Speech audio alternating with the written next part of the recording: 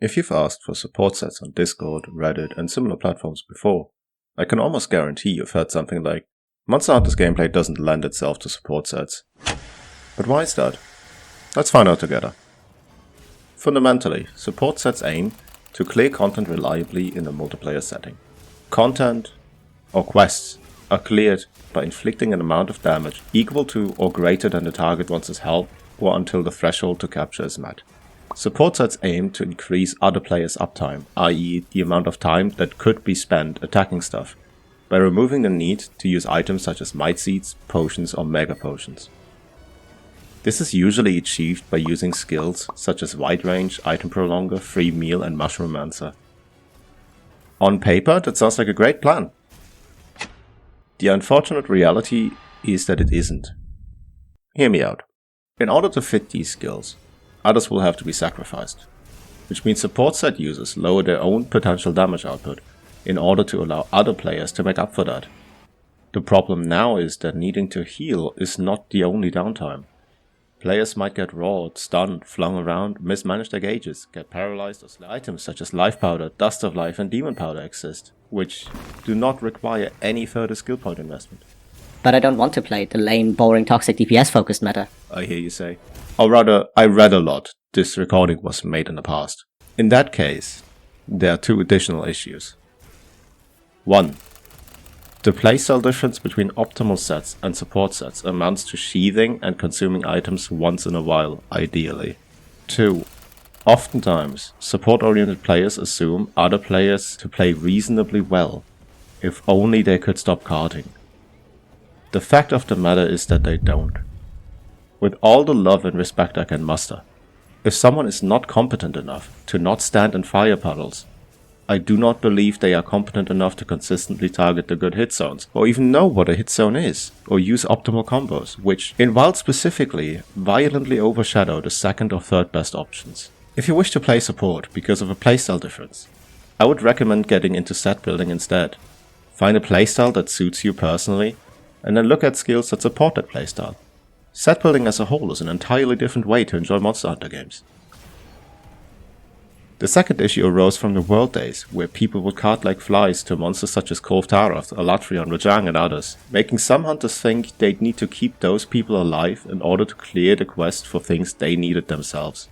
If you have the attention span, and monster knowledge too, actively participate in the fight, keep an eye on your fellow hunters, keep an eye on their respective health bars, know exactly when to sheath, can menu to the exact item you need and save them, know when to use other items such as flash bombs and traps to circumvent certain things from happening.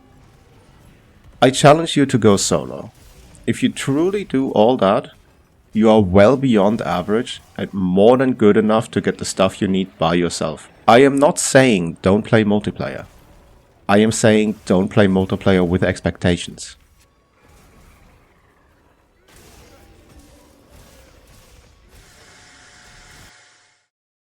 Another consideration is weapon choice.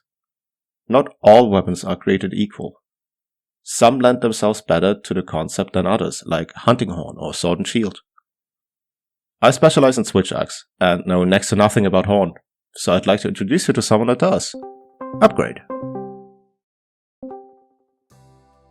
Can you summarize what you do for the people that don't know you? Yeah, I make set guides centered around hunting horn. I maintain a whole bunch of resources, so calculators, basically all the info dumps that you could possibly imagine for hunting horn. I also help other guide writers out when making their sets. Importantly, you also co-founded the Wiggler project. You had quite a bit of a hand in making all the guides straightforward and follow specific guidelines themselves. Yeah. Like, you're a huge player in the background. Why do you think playing support is so popular? A lot of it stems from the MMO mentality, and I think that they just assume that Monster Hunter can follow that category. And on first glance and base appearances, that's actually not a bad assumption to make if you don't understand how Monster Hunter works. Unfortunately, I think that Capcom has kind of contributed to this by marketing it in such a way where it kind of perpetuates these weapon stereotypes when they're not actually reflective of how a weapon plays or what the purpose of a weapon is in Monster Hunter, which is to deal damage. About the Capcom marketing, that one tweet where they specifically Yep. labeled Horn as a support weapon. Horn has always been saddled with the reputation of being a support weapon. And for a long time, that was just about all it was good for, because it couldn't actually clear hunts. It's a fairly recent thing where Capcom themselves have admitted that like Horn is more than just a support weapon. There is a culture around support Horn, whether we like it or not. It's something that we have to accept. The general feeling of popping into a hunt and doing something that prevents someone from carding, that's pretty cool. Unfortunately, it just doesn't work, and Capcom's game design isn't conducive to that. But if Capcom themselves are going to market the game, they're going to market to the player fantasy. They're not going to market to how the game actually is. What would you say are the struggles of a support-oriented set? I think when it comes to support-oriented horns specifically, part of it is that you're just not going to be dealing damage. In order to be able to heal at all, you have to cue a melody, and the time spent queuing that melody, usually the combos do less damage compared to the combo it would take to cue an echo wave. So I might cue a health recovery S and encore that, but the health recovery doesn't do any damage to the monster, and my echo wave does a ton of damage to the monster, so I'm leaving that on the table every time I decide to heal. On top of that, I think there is the idea that's very, very prevalent, especially with, I hesitate to use the word tourists, but I think they also don't understand the role that Hunting Horn plays. I think they fall into that trap of thinking that, yeah, this is a bard, this is a healer that heals in an area of effect. That is what they think Hunting Horn is. And so you end up with this group of people who think that Mushroomancer and Wide Range and Quick Sheath and Speed Eating are all really, really strong skills on the Hunting Horn, because obviously they have to work well together. But the reality is, if you're sheathed, you're not playing songs, so you might as well not be playing the weapon. And if you are playing songs, then you aren't using all of the skills that you have equipped, so you might as well be playing with a damage set. And there's a lot of people who would say, oh yeah, go straight to SNS. And I would say, yeah, but a lot of people don't want to hear that, because that's kind of the fantasy. They picture in their mind someone beating a monster to death with a bagpipe while buffing and healing all their friends. It's a fun picture. Yeah. You'll see a ton of fan art, really, of people doing exactly that. It's really funny. You see it all the time on Twitter. It just drives the point home to me that I would go so much as to say there's a rift right now that's forming between the two camps. But support sets typically struggle with like having long hunt times, because they don't deal damage when their weapon is unsheathed, and when their weapon is sheathed, they're not doing any damage. So they kind of get the worst of both worlds in the damage department, and they're dependent on their friends. They're not dealing much damage either. So you now end up with two players who aren't really contributing that much damage to the hunt. And while you could argue that, yeah, it can help people learn, the reality is being able to heal yourself is an important thing too. Yeah, you need agreed. to learn those openings. I think that's kind of one of the biggest struggles of support sets, wanting to do the thing and not even really being able to do the thing well, because the game isn't designed for it. There's always a camp, right, that wants to help their friends. I sympathize, I truly do, but it is going to be a struggle no matter which weapon they choose. So we both agree that the idea of support as a specifically healing people is directly contradictory to playing support, because you offload the responsibility of participating enough in the damage dealing department to the very same people that you also feel responsible for them not getting killed. Right. So the whole idea is, while noble and understandable, unfortunately just very incoherent. I would agree with that statement. What would need to change to make support a legitimate playstyle? I've thought about this actually. It's interesting that you bring this up.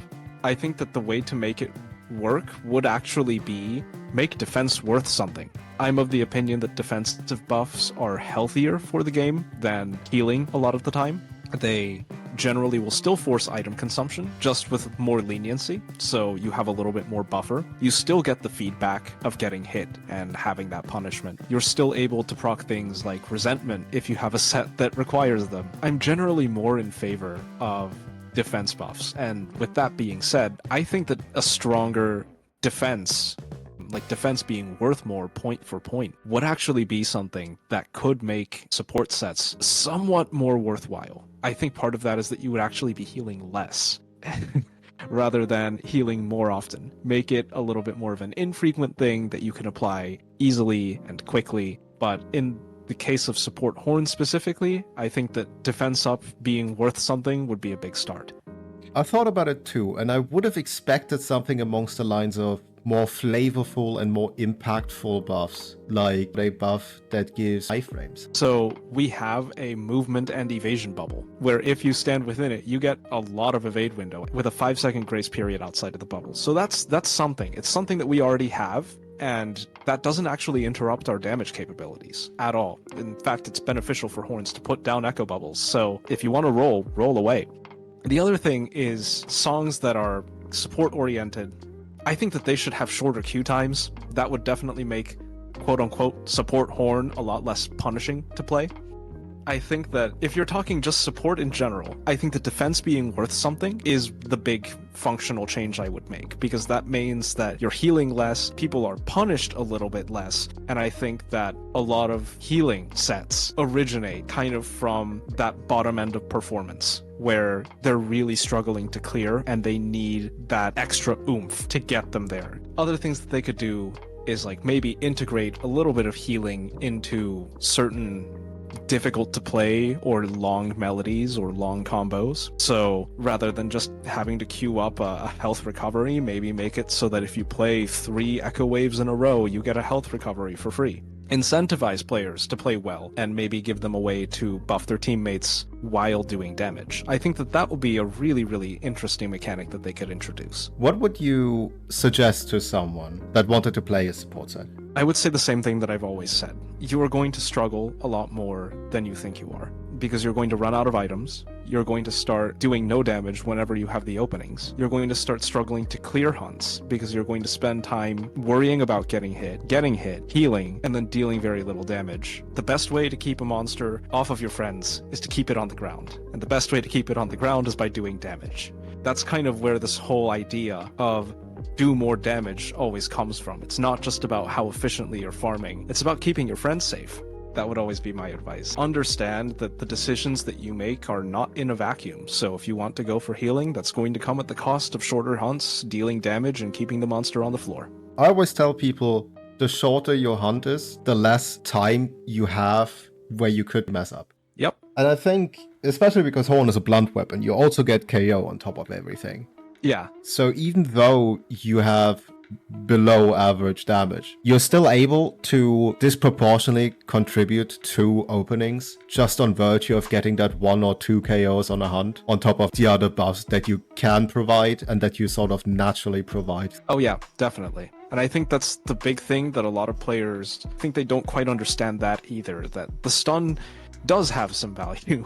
It's not just a matter of like, oh, it's a thing that we can do. The stun definitely has some player support value.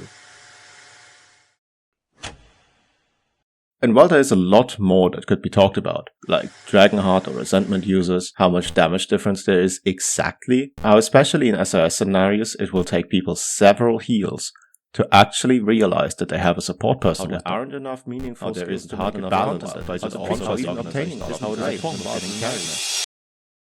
I don't think that that's currently necessary. If despite, or maybe even because, all of what was discussed here today, you'd still like to play support-oriented sets, I'd love to hear your thoughts on why, and maybe we can revisit the topic at a later point. The mainline Monster Hunter games are neither hard enough, nor is the time limit on individual quests tight enough to justify extreme optimization on a per-quest basis for casual play. People unpromptedly commenting on and blaming you for using an objectively suboptimal set are dipshits. The same way that any turbo casual yelling at meta enjoyers is one too. Don't shove your preferences down anyone's throat without consent. Special thanks to Upgrade for joining me today.